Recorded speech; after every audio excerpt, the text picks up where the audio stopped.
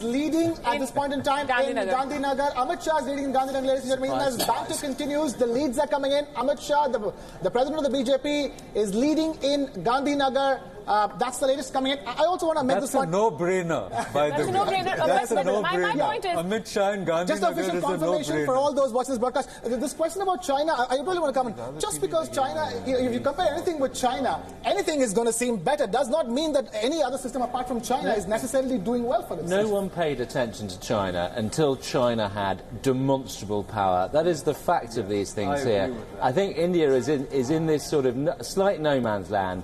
Before we know it, the whole world will be paying attention to India, which is a sort of careful what you wish for thing. You're absolutely right. It's the economic power of India that's going to count. And the former Foreign Secretary, Jai Shankar, made that point several times. I think and they restructured the Indian Foreign Ministry so that the economic component became critically important, as it is in Japan.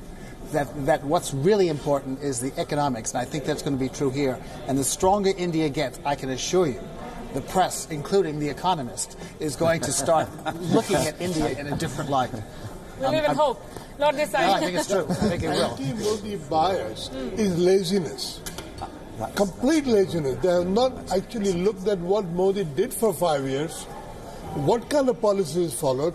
It's sheer laziness. You know, you can write a quick article against Modi without thinking, without referring to anything, and you get loaded by the liberal intelligentsia. But laziness. No, I don't think it's just laziness. But it's not just laziness. I'm focusing on the prejudice. I don't think you're right. I think it's true to say, and I agree with you on this, that Hindu nationalism and Hindutva, which is an alien word in the West, is not particularly well understood.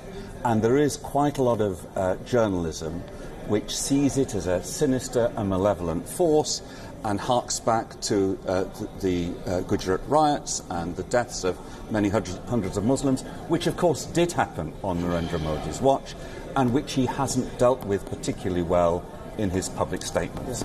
But I think, actually that coverage needs to move on. I think there's a lot of Western journalists and a lot of Western publications who really care about India and are trying to understand India and want to understand why 600 million people are voting for this guy again. Just a second.